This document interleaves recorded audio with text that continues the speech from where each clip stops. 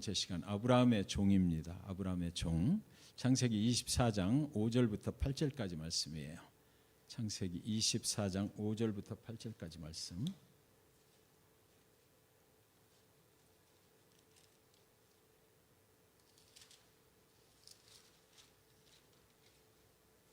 창세기 24장 5절부터 8절까지.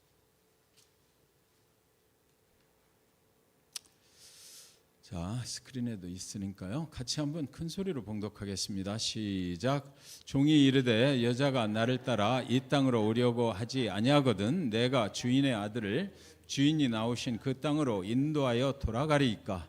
아브라함이 그에게 이르되 내 아들을 그리로 데리고 돌아가지 아니하도록 하라.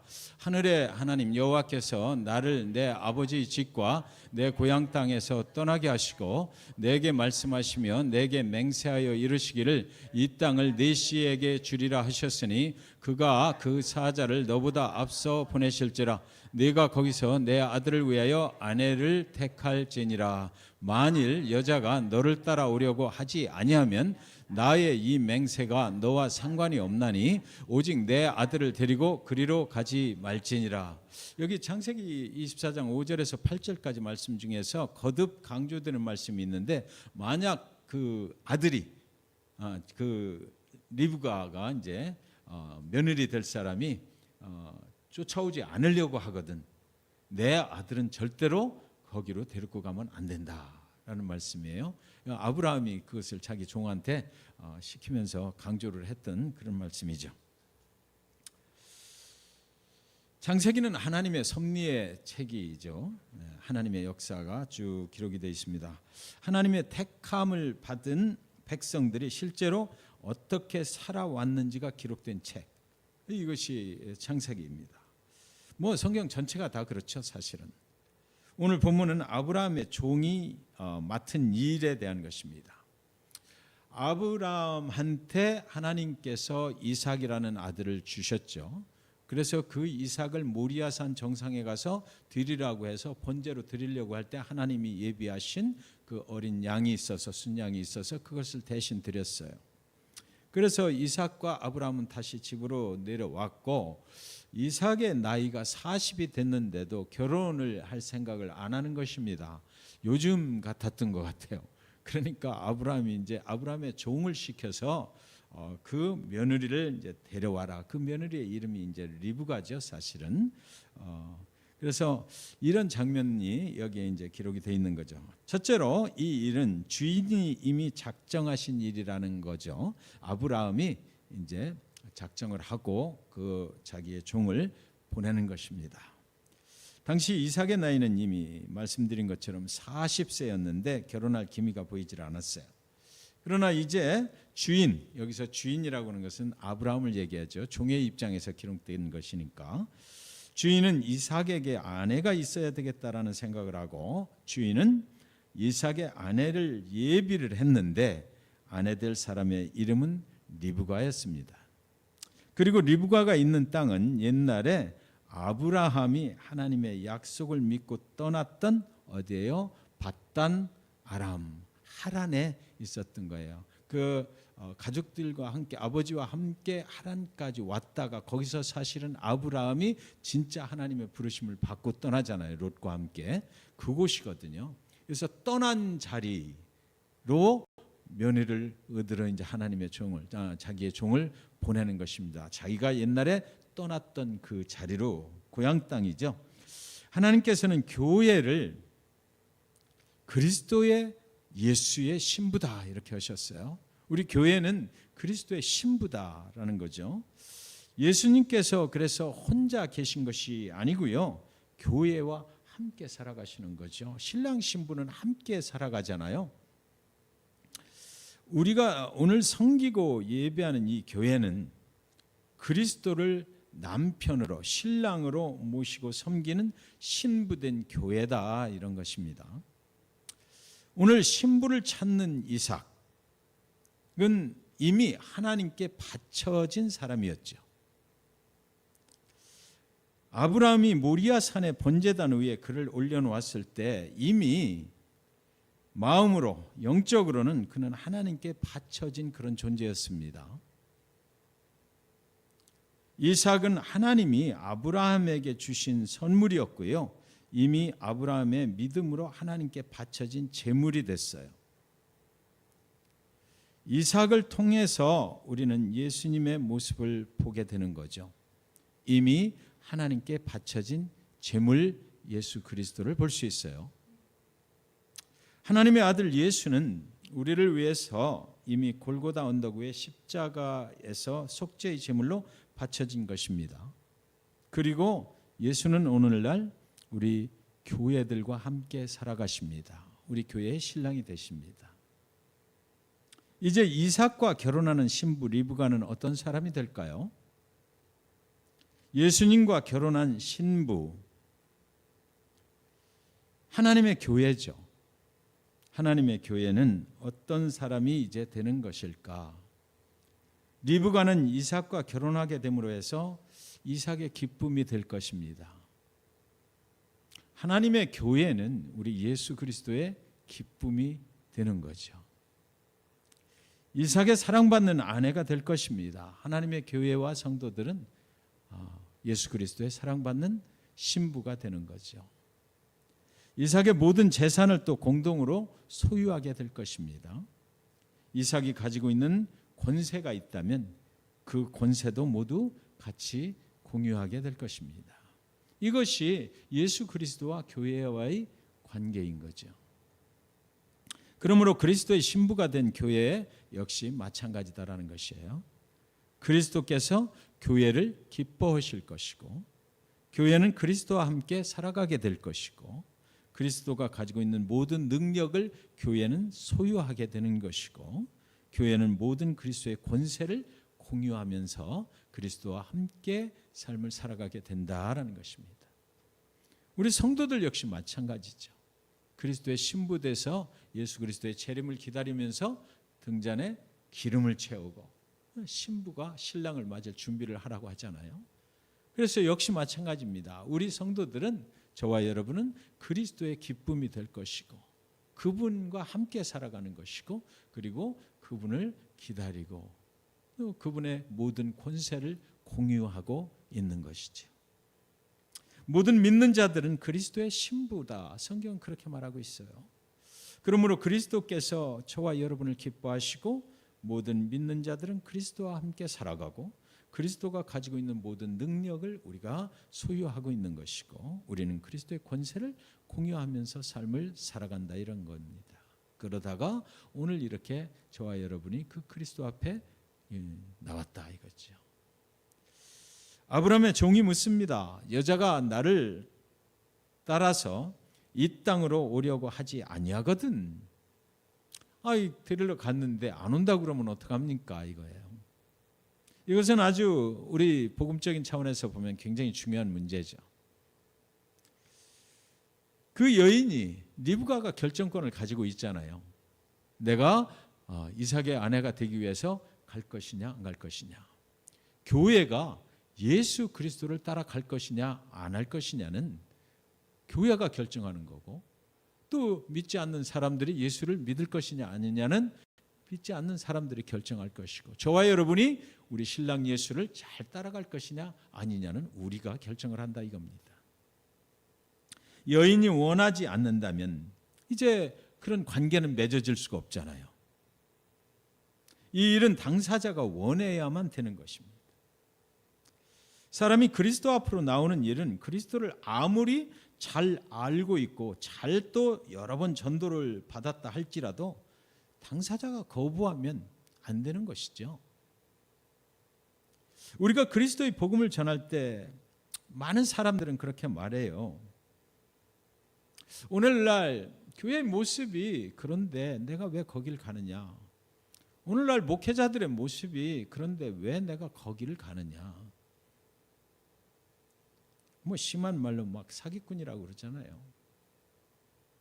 오늘날 교회는 그렇게 상황이 안 좋은데 왜 내가 거기에 들어가서 예수를 믿어야만 하느냐. 난 가기 싫다 이렇게 말해요. 그러니까 예수 앞에 나오는 거 그렇게 쉬운 일이 아니란 말이죠. 그래서 이사야서 53장 1절에는 이런 말씀이 있습니다. 우리가 전한 것을 누가 믿었느냐. 여러분, 이 일은 굉장히 중요한 거죠. 리브가는 한 번도 만나보지 못한 이삭과 결혼을 하게 된다는 것, 이것이 그 자신이 하나님의 뜻이라고 받아들여야만 가능해지는 것입니다. 어떤 사람이 예수를 믿기로 결정을 하는 것, 저와 여러분이 예수를 믿기로 결정하는 것은 사실은 내가 선택하고 내가 결정한 것 같지만 그 전에 이미 우리의 모든 상황을 인도하시는 하나님께서 성령을 통해서 우리를 준비시켜 주셨기 때문에 그 하나님의 섭리 가운데서 일어나는 일이지 내가 한 일은 아니라는 것입니다. 이런 일이 가능하려면 리브가는 이것이 하나님이 나를 향한 뜻이라는 그런 확신이 있을 때만 가능한 거죠. 한 번도 만나보지도 않고 믿는다, 따라간다, 내 일생을 맡긴다. 그게 그렇게 쉬운 일이 아니거든요. 사람들에게는 눈이 있어요. 사람들은 눈으로 보려 하고 손으로 만져보고 결정을 하려고 그러죠. 그리고 이제 믿으려고 그래요. 예수님이 그래서 의심 많은 도마에게 뭐라고 그랬습니까? 네 손가락을 내 몸에, 구멍 뚫린 내 몸에 넣어봐라. 그러면 믿겠냐? 정말 그러고 나타나셔서 넣어봐라 그랬던 거예요. 그러나 세상에는 여러분 눈으로 볼 수 없는 것, 손으로 만질 수 없는 것도 많이 있거든요. 그런 것들이 존재해요. 그것을 받아들이는 길은 존재한다 라고 받아들일 수 있는 것은 믿음밖에는 없다라는 것입니다. 그것을 믿을 수 있는 그 믿음을 하나님께서 우리에게 주셔야만 가능한 거예요. 그래서 베드로전서 1장 8절에 보시면 예수를 우리가 보지 못하였으나 사랑하는도다. 이제도 우리가 보지 못하나 믿고 말할 수 없는 영광스러운 즐거움으로 기뻐하노라. 한 번도 만나보지 못한 예수를 어떻게 믿고 받아들이라는 말입니까? 예수를 모르는 사람들의 이야기잖아요. 세상 사람들은 언제나 그렇게 질문을 해요.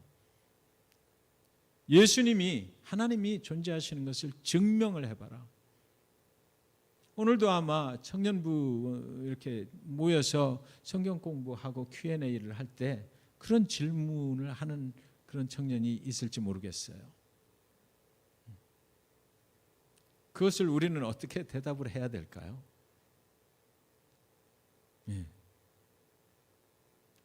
참 난감하죠. 내가 예수님이 돼서 내 몸에 손가락을 넣어봐라 할 수도 없는 거고. 우리는 또 뭔가 그 답변을 준비를 해야만 된다고요. 믿음은 또 사실 저와 여러분도 그랬잖아요. 믿기 전에는 이걸 어떻게 믿어? 그러나 어느 날 그걸 믿을 수 있는 믿음이 생겼어요. 하나님의 섭리 가운데서 어느 날 내 영혼 가운데, 내 심령 가운데 하고 무너지는 순간이 생기는 거죠.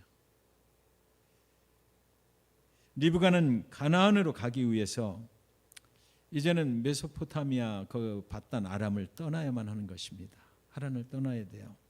그 약속의 땅으로 가기 위해서 자기가 가지고 있는 모든 것들을, 가족들을 버리고 떠나야 되는 거죠. 지금 상황이 따라가려면 포기를 해야 되는 거예요.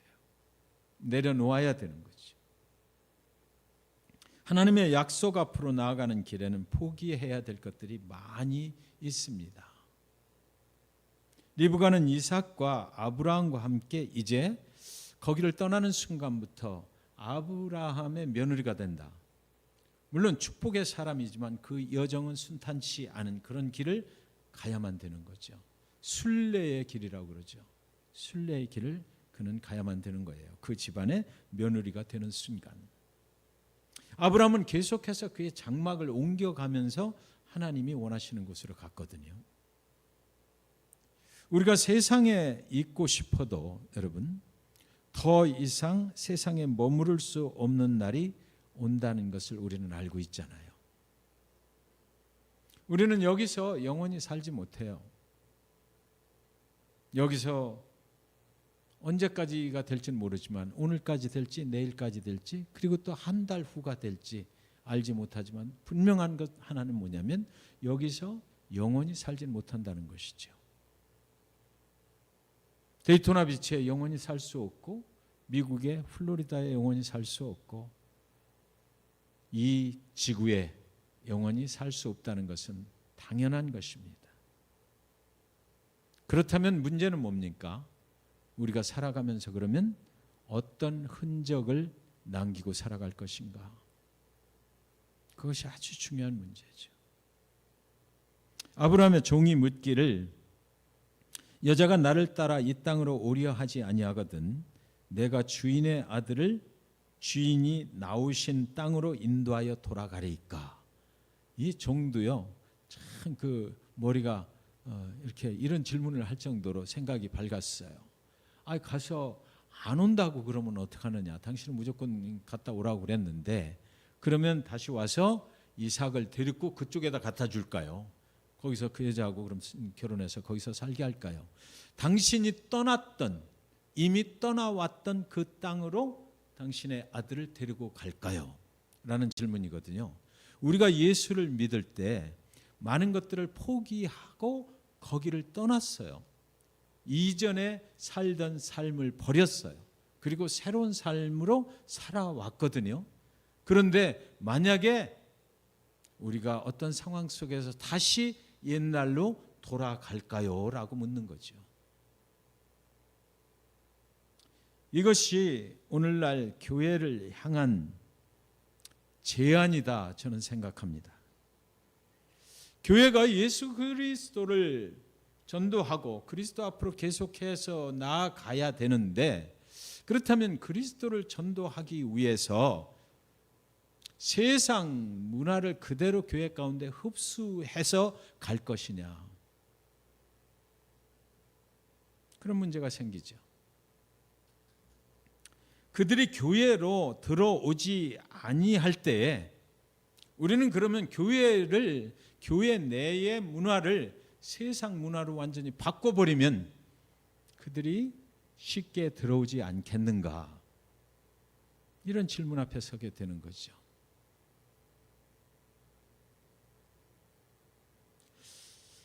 교회는 더 이상 교회 안에만 머무르지 말고 세상처럼 해버리고 그래 놓고 나서 그러면 그 사람들이 들어와서 그 다음에 예수를 언젠가는 믿게 될 것 아니냐. 그래서 교회에서 세상에서 유명한 연예인을 데려다가 콘서트를 하면 어떠냐, 남진을 데려다가 저 푸른 촌 위에를 부르게 하고 그를 명예 장로다 해서 우리 교회 장로님의 음악 콘서트를 하겠습니다 하면 어떻게 될 것이냐라는 거죠. 한국의 에덴 교회가 그랬잖아요. 수많은 사람들이 거기 몰려왔죠. 남진 보려고. 교회에 와서 교회에서 와인 시음 대회를 한번 여기서 하면 어떻겠느냐라는 거죠. 교회에서 세상에서 호텔에서 는 리더십 세미나를 우리 목사님이 좀 하면 어떻겠느냐 이거죠.